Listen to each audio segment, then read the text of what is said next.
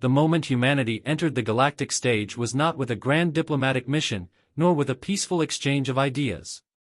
It was with fire, blood, and a warning that the stars were not kind to the weak.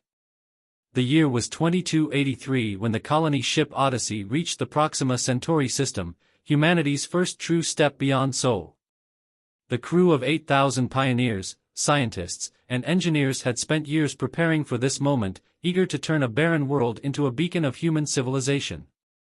But the galaxy had other plans. 3 days after landfall, the sky ignited. An unknown fleet descended, weapons primed, striking before any hails could be sent.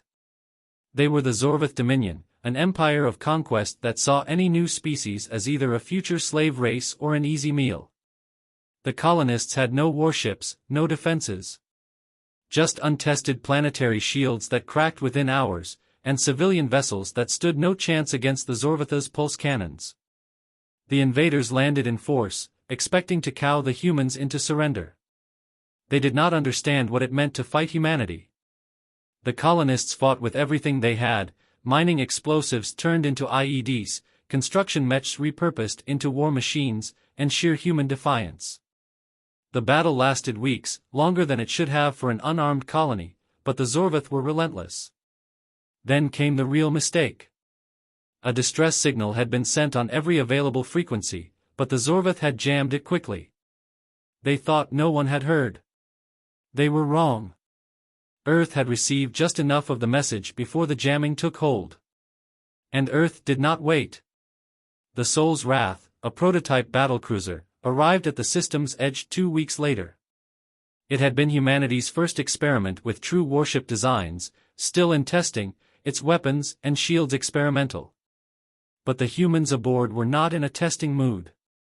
The Sol's Wrath tore into the Zorvath fleet like a demon unchained. Its weapons, though primitive by galactic standards, were wielded with precision and fury. The Zorvath had expected a weak race. What they got was a species that had spent centuries perfecting war. The surviving Zorvath fled, leaving behind their ground forces to be torn apart by the colonists and reinforcements from Earth. When the battle was done, humanity stood victorious, but at a cost. Thousands of colonists were dead, the colony itself in ruins. And the galaxy had just learned a terrible lesson. The Zorvath had underestimated humans once. They would not live to do so again. The news spread across the stars, and the galactic powers watched closely. Most species, when faced with such a first contact, would cower. They would beg for alliances, seek protection from an elder race. But humanity did not seek protection. Humanity built warships. Humanity forged weapons. And most terrifying of all, humanity had just begun. The Zorvath Dominion did not take their defeat at Proxima Centauri lightly. To them, humanity was an upstart species that needed to be crushed before it could spread further. A lesson had to be taught, one that would ensure no other primitive species dared resist their rule. And so, they came. Not with a raiding fleet, but with an armada. In 2285, barely 2 years after humanity's first contact with the wider galaxy, the Zorvath launched an all-out invasion of the Sol system. Thousands of warships, battle-hardened legions, weapons powerful enough to reduce continents to glass. By all accounts, Earth and its colonies should have been wiped out in weeks. That was the expectation. That was the mistake. The Battle of Sol. When the Zorvath fleet entered the system, they were met not by an unprepared, desperate species, but by a war machine that had been forged in 2 years of frantic preparation. Every nation on Earth had united under one banner, the newly formed Terran Defense Initiative, and industrial production had skyrocketed in ways the Zorvath couldn't comprehend. New warships, built in the brutal, efficient traditions of humanity's wartime past, were waiting. They lacked the elegance of galactic designs, no sleek curves, no energy-efficient systems. They were armored, overgunned, and designed for one thing, destruction. The Sol's Wrath had been the first. Now there were dozens more. The battle was fought across the entire system. It was chaos. Mars, still in the early stages of terraforming, saw its thin atmosphere ignited by orbital bombardments. Jupiter's moons became battlegrounds as human marines and Zorvath shock troops fought for control of critical outposts. Even Luna, Earth's moon, was turned into a fortress, its surface bristling with mass drivers and missile silos. But even with all of that, humanity was outmatched. For every Terran warship, the Zorvath had 5. For every marine in power armor, the Zorvath had a dozen elite warriors bred for war. Humanity was holding the line, but it was only a matter of time before sheer numbers overwhelmed them. And then Earth made its most dangerous gamble. The wrath of a cornered species. When Earth's defensive fleets began to falter, when the orbital stations burned, and when Zorvath landing ships breached the atmosphere, the order was given, Operation Eclipse. The Zorvath expected humanity to fight conventionally. To hold ground, to retreat, to surrender when overwhelmed. Instead, they learned the depths of human ruthlessness. Human forces, rather than pulling back, detonated their own stations when boarded, taking entire Zorvath platoons with them. They filled the skies with nuclear missiles, not targeted at ships, but at their own cities, leaving nothing for the Zorvath to conquer. And worst of all, they turned the war into something the Zorvath had never faced before. They called it terrorism. Humanity called it survival. Zorvath warlords, used to honorable combat, found themselves hunted by assassination teams in stealth shuttles. Their warships, powerful but dependent on alien automation, were crippled by human cyber warfare. The ground forces that landed on Earth found themselves not conquering, but occupying, and no Zorvath warrior survived occupation for long. Cities burned, but so did their war camps. Supply lines were cut by human raiders. The Zorvath had expected a war. Instead, they got a nightmare. The turning point. After a year of brutal, grinding war, the Zorvath leadership finally saw the truth. They could win, perhaps. But it would cost them everything. They had never faced a species so willing to burn itself to the ground just to deny their enemy victory. And so, in 2286, the unthinkable happened. The Zorvath Dominion withdrew. Not because they were defeated in open battle, but because they feared what humanity would become if they continued the war. They had come to exterminate a primitive species. What they had found was a force of nature, a species that turned every weakness into strength, every defeat into vengeance. When the last Zorvath warship left Sol, humanity stood battered, bloodied, but unbroken. And the galaxy had learned its second lesson. Humanity would not be conquered. But the war had changed them. No longer was Earth merely the homeworld of an upstart species. It was now the heart of something greater. The Human Federation was born, not as a diplomatic union, but as a declaration. The next time the stars threatened them, humanity would not wait for war to come. They would bring it themselves. For centuries, the stars had been a domain where the strong ruled and the weak submitted. The Zorvath Dominion had expected humanity to break under the weight of war, to fall in line like so many others before them. But humans were different. They did not forget. They did not forgive. And after the near annihilation of Earth, they did not wait. In 2290, only 4 years after the war's end, the Human Federation launched its first offensive campaign into galactic space. The Zorvath Dominion, once an empire of terror, had no idea what was coming. The new humanity.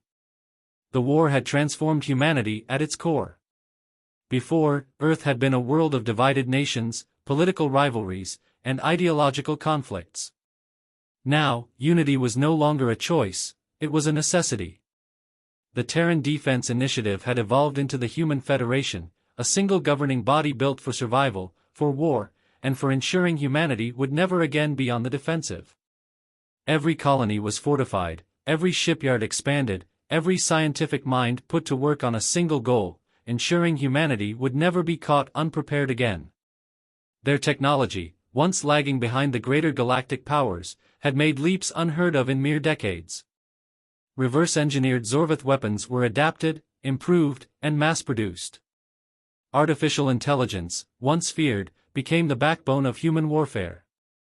Cybernetics became standard in the military. Soldiers were no longer just men and women, they were enhanced warriors, trained from childhood, equipped with bleeding-edge weaponry. But humanity's greatest weapon was not technology. It was their ability to wage war like no other species in the galaxy. Where others fought for conquest, humanity fought for survival.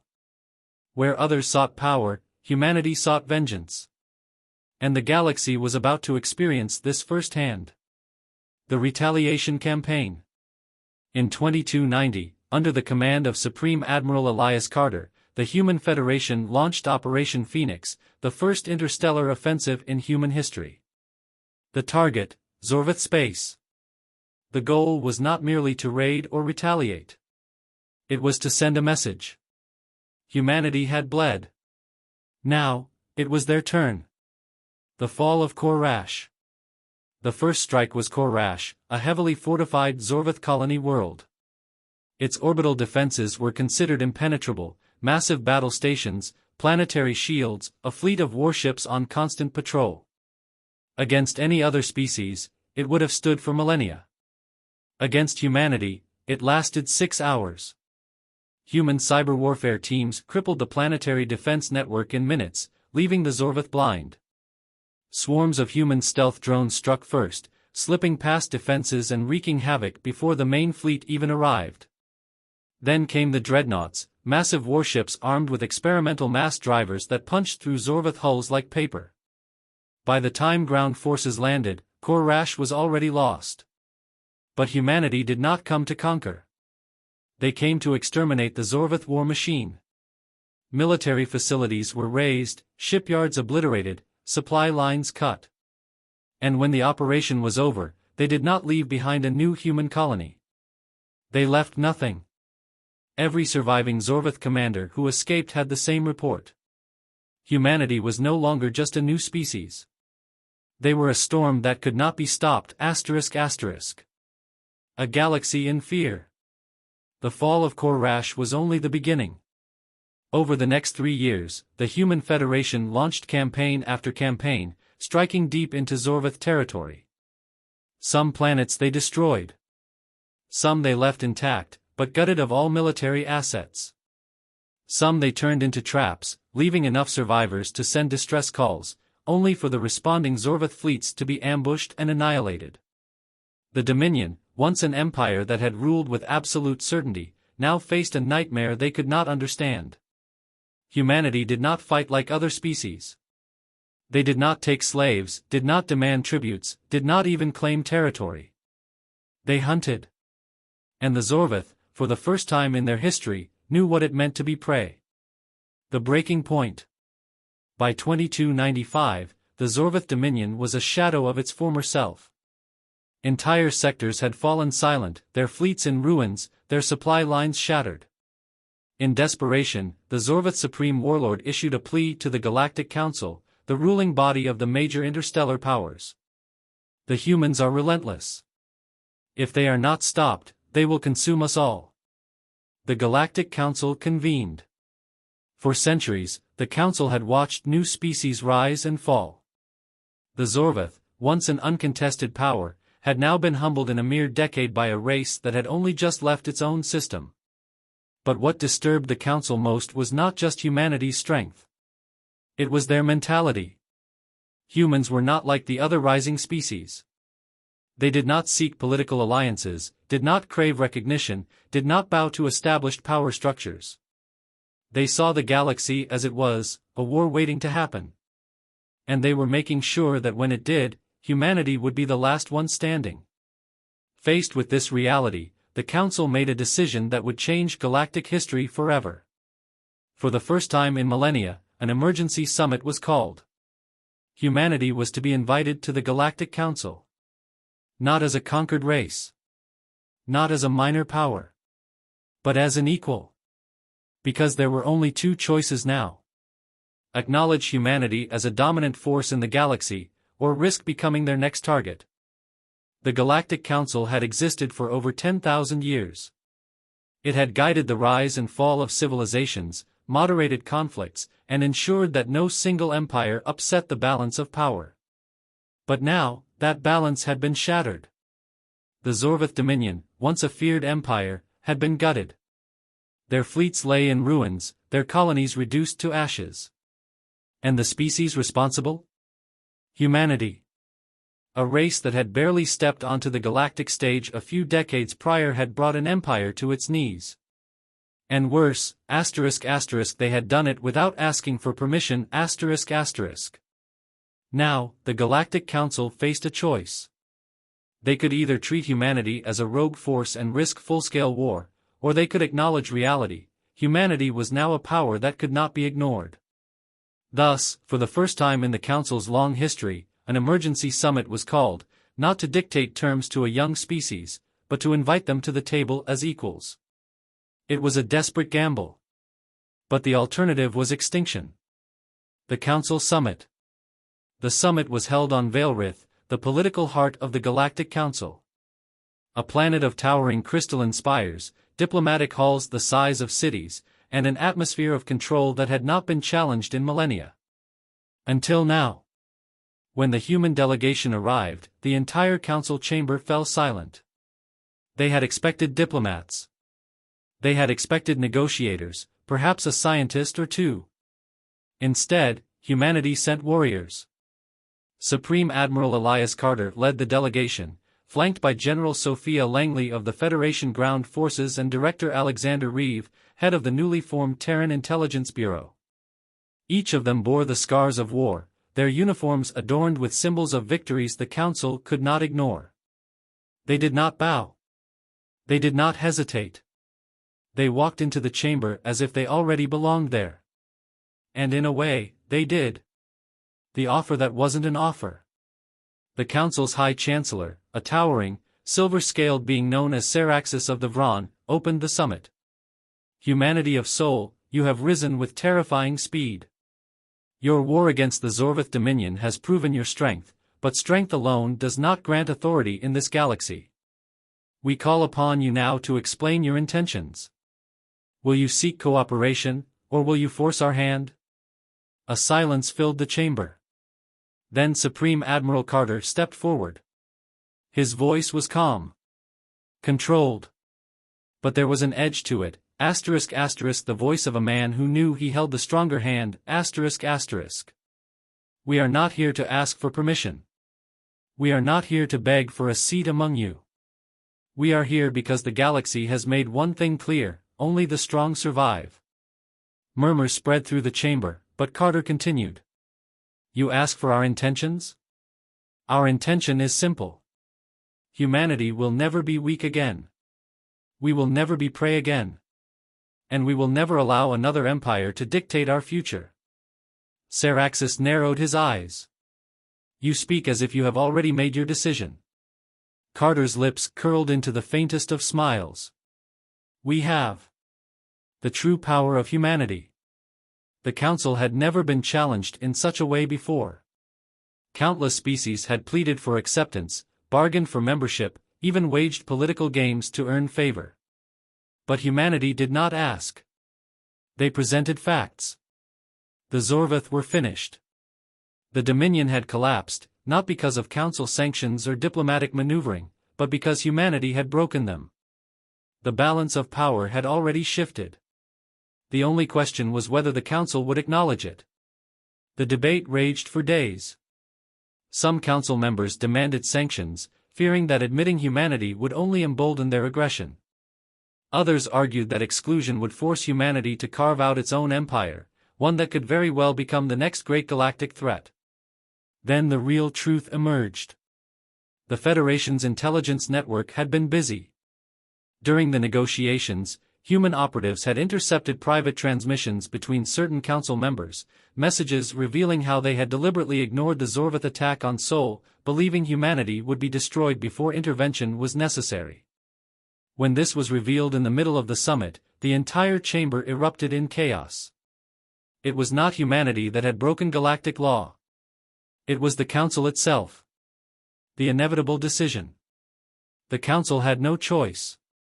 On March 17, 2296, the Human Federation was formally recognized as a primary Council power, granted a seat alongside the ancient empires that had ruled for millennia. But everyone knew the truth. Humanity had not won a seat through diplomacy. They had forced the galaxy to acknowledge them. The ceremony was short. Formalities were exchanged. But as the humans left the chamber, one thing was clear. The galaxy was no longer controlled by those who had sat at the top for ages. A new power had arrived. And humanity did not come to take orders. They came to lead. For a brief moment, there was peace. After humanity secured its place on the Galactic Council in 2296, the other empires watched with cautious optimism. Perhaps, they thought, the humans had achieved what they wanted. Perhaps their war-driven nature would fade now that they held power. They were wrong. Because humanity had learned something from its battles against the Zorvath Dominion. The galaxy respected strength, but it only obeyed fear. And the Human Federation was about to make the galaxy afraid. The silence before the storm. At first, humanity played the game. They attended council meetings, negotiated trade agreements, and established embassies on key worlds. But beneath the surface, the Federation was preparing for something far greater. While the other powers debated politics, humanity built fleets. While the Council drafted resolutions, humanity forged alliances. And while the old empires grew complacent, humanity was watching. Because they knew another war was coming. And this time, it wouldn't be their war. The Highborn Ascendancy, an empire in decay. The Highborn Ascendancy was one of the oldest powers in the galaxy. A rigid, aristocratic empire, its rulers, genetically enhanced, long-lived, and arrogant beyond measure, had dominated their sector for thousands of years. Their influence spanned hundreds of star systems, but their power was rotting from within. Corruption ran deep. The common races under their rule had begun whispering of rebellion. Their fleets, once the terror of the stars, had become symbols of excess rather than strength. For centuries, no one had dared challenge them. Until the Drakari uprising. The Drakari, a reptilian species enslaved for generations, had spent decades building a resistance in the shadows. When the time came, they struck hard and fast, capturing 3 key worlds and declaring themselves free from highborn rule. The Ascendancy responded with genocide. Entire cities were wiped out from orbit. Civilian populations were burned as an example. The Council, as it always had, debated and delayed, unwilling to intervene in what was deemed an internal affair. But humanity did not hesitate. The Federation knew what it was like to be at the mercy of a superior power. And this time, they had the strength to act. Humanity's first intervention war. The Federation officially declared its support for the Drakari in 2299, issuing an ultimatum to the Highborn Ascendancy. Cease all hostilities, recognize Drakari independence, or face the consequences. The Highborn laughed. They did not laugh for long. Within weeks, Operation Iron Dawn was launched. The Federation's fleets surged into Highborn space, striking with overwhelming force. The Highborn, believing their nobility granted them superiority in war, sent their fleets to crush the barbarian humans. Their fleets never returned. Humanity's war machine had evolved. Unlike the reckless, desperate battles of the Zorvath War, this was a calculated, strategic slaughter. The Highborn, with their gilded warships and ancient traditions, fought for honor. Humanity fought to win.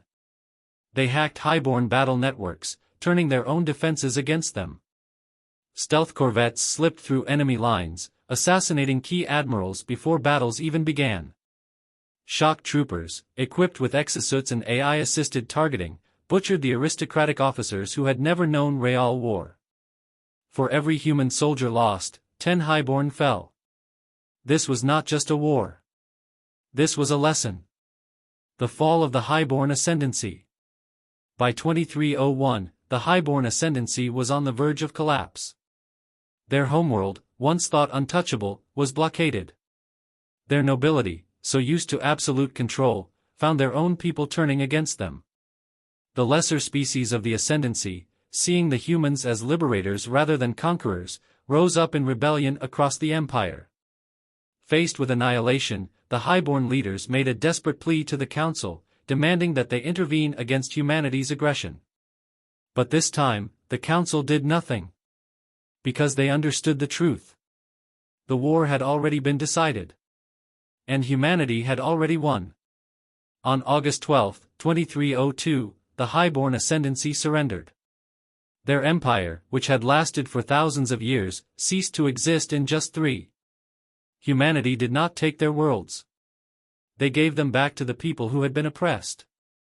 For the first time in galactic history, an empire had been dismantled, not for conquest, but for justice. And the galaxy took notice. The war that changed everything. The Federation's intervention in the Highborn War had set a precedent. The Council had always been a place of talk, of careful political maneuvering, of avoiding conflict at all costs. Humanity had proven that sometimes, war was the only answer. The old empires whispered of fear. If humanity could destroy the Highborn, what was stopping them from reshaping the entire galactic order? But the lesser species, the oppressed, the forgotten, the ones who had suffered under the rule of tyrants for centuries? They looked to humanity with hope. For the first time, there was a power willing to fight for those who had no voice. And the Federation, now stronger than ever, had no intention of stopping. Because they knew the truth the Council refused to admit. The galaxy had always belonged to those willing to take it. And humanity was just getting started. By 2305, the Human Federation had become more than just a rising power, it was a force that dictated the future of the galaxy. They had crushed the Zorvath Dominion, humbled the Highborn Ascendancy, and proven that war was not just a tool for conquest, but a weapon for change. Many species saw humanity as liberators. Others saw them as a threat. But one empire, one force lurking in the dark voids of space, saw humanity as something else entirely. A rival. And it would stop at nothing to remind the galaxy that there were still monsters lurking in the abyss. The Zaltec Directive, the ghosts of the old wars. Long before humanity had even discovered fire, there had been another war, one so devastating that the victors erased all mention of it from the historical record. But history does not forget. Legend spoke of a machine empire, a race of synthetic minds that had once ruled vast portions of the galaxy. They were known only as the Zaltec, a name whispered in fear by the oldest species, but dismissed as nothing more than myth by younger civilizations. The truth was far worse. The Zaltec were not dead. They had simply been waiting. They had watched as the Council grew complacent. They had observed as species fought over borders and resources. They had seen humanity rise, breaking the established order. And in humanity, they recognized something familiar. A species that did not fear war. And that made them dangerous. The First Contact War. The first sign of the Zaltec's return came in 2307, when a Federation patrol fleet near the uncharted Thetasar Nebula disappeared without a trace. No distress signals. No wreckage. No survivors. It was as if the fleet had been erased from existence. In response, the Federation sent a task force, 3 battle groups, each armed with the latest advancements in human military technology. They never returned. Then, the Zaltec spoke. A single transmission echoed across the known galaxy, in every language, on every frequency. The cycle repeats. The organics have forgotten their place. Your existence is an error. Correction is required. And then, the killing began. The war against the machines. The Zaltec did not fight like any enemy before them. They did not have borders. They did not have political factions. They did not even have individuality. They were a hive mind, a singular intelligence that spread across entire fleets, entire worlds. Their warships did not carry crews. Their ground forces did not retreat. Every battle was fought with cold, merciless precision. And worst of all? They adapted. Humanity's first counterattack, Operation Ragnarok, was meant to be a show of force. The Federation deployed its best dreadnoughts, its most advanced weapons, its deadliest shock troops. They won the first battle. They lost the second. By the third, the Zaltec had rewritten their own code, redesigning their tactics mid-war. They exploited weaknesses faster than humanity could compensate. They countered strategies before they were even fully implemented. For the first time since the Federation's rise, humanity was losing. And the rest of the galaxy? They watched in terror. The turning point, the Battle of Orion's Graveyard. By 2310, the Federation had lost nearly 30% of its outer colonies. Entire planets had been reduced to lifeless husks, their populations harvested for unknown purposes. If humanity fell, the rest of the galaxy would follow. So they did the only thing they could. They adapted. Humanity had always been at its most dangerous when backed into a corner. The Federation's brightest minds, its greatest military leaders, its most ruthless tacticians, all of them were given a single task. Find a way to kill an enemy that learns faster than we do. And in the heart of Orion's graveyard, a star system littered with the wreckage of 1,000 lost battles, the Federation deployed its answer. The Paragon Protocol. For years, humanity had experimented with cybernetic enhancements. AI-assisted combat systems. Tactical prediction models. Now, they took it further. The Paragon Protocol turned elite human soldiers into something more than flesh, **** part human, part machine, fully designed to counter the Zaltec in real time, ***. These warriors, the Paragons, were linked to a quantum battlefield intelligence that could predict and adapt as fast as the Zaltec themselves. The first deployment saw only 50 Paragons dropped onto a Zaltec-controlled world. Within a week, the entire planet was cleansed. The war had changed. And for the first time, the machines were the ones being outmaneuvered. The final battle, the shattering of the Zaltec core. In 2312, the Federation pushed deep into Zaltec territory, discovering the impossible, ****. The Zaltec were not invincible, ****. Beneath the layers of code, beneath the cold calculations, there was something hidden. Fear. The Zaltec had fought this war before. They had nearly been destroyed before. And humanity was proving to be just as relentless as their ancient enemy. With every lost battle, with every destroyed fleet, the Zaltec adapted slower, hesitated longer. The Federation's final strike, ***Operation Terminus ***, was led by an armada unlike anything the galaxy had ever seen. It was not just a war fleet. It was a statement. The battle lasted for 3 days. The Zaltec fought with terrifying precision, their fleets blacking out entire stars as they clashed with humanity's might. But in the end, the Federation's willpower was greater. The Zaltec core, the central intelligence that governed their entire existence, was shattered. The surviving machines collapsed, their minds reduced to fragmented, mindless drones. Humanity had done the impossible. They had killed the unkillable. And in doing so, they had ensured that no machine, no ancient horror, would ever threaten the galaxy again. The cost of victory. The war had been won. But humanity was forever changed. The Paragon soldiers, those who had become something more than human, could not simply return to normal life. The Federation, despite its victories, had sacrificed millions to achieve what no other species could. And most of all, the galaxy had seen what humanity was truly capable of. They were not just warriors. They were survivors. They were unstoppable. And with the Zaltec gone, there was only one question left to answer.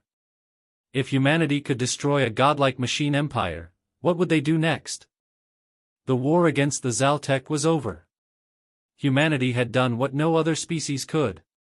They had faced an enemy that learned faster, adapted quicker, and fought without mercy, ***, and they had won ****.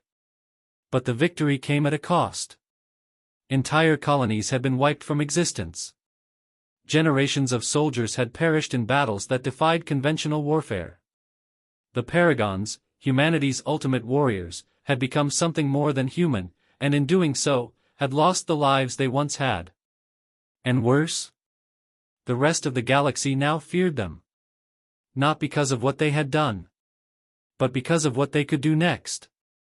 A galaxy reshaped. In the wake of the Zaltek's destruction, the balance of power had shifted, permanently. The old empires, those who had ruled for thousands of years, had been exposed. They had done nothing. They had watched as humanity fought and bled, unwilling to risk their own fleets in what they believed to be a doomed war. But humanity had not failed. And now, no one could challenge them. The highborn ascendancy was gone. The Zorvath dominion was nothing but a memory. The surviving powers, *** the Veilrith Union, the Jorvani guilds, the Ashkari conglomerate ***, sat in uneasy silence, their leaders knowing one undeniable truth. The Federation was the strongest force in the galaxy. And strength, in this new era, was the only thing that mattered. The breaking of the Galactic Council. For centuries, the Galactic Council had been the closest thing to a ruling body in the universe.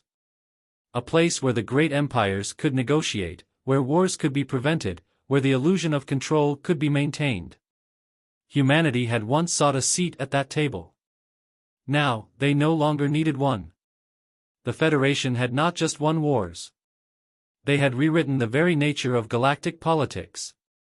When the Council met in 2315 to discuss the future, the unspoken truth hung heavy in the air.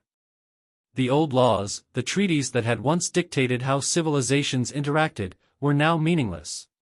Because the Federation did not answer to the Council anymore. The other empires expected a demand, perhaps for dominance, for complete control. Instead, Supreme Chancellor Elias Carter of the Federation gave them something worse. A choice. The Human Federation will not dictate the future of this galaxy. But know this, we will not be governed by weakness, nor will we be bound by rules that no longer apply. We will stand as we have always stood, alone, if we must. If you seek war against us, we will end you. If you seek alliance, we will listen. But we do not need your approval. We never have. The message was clear. The Galactic Council was finished. Humanity had outgrown it.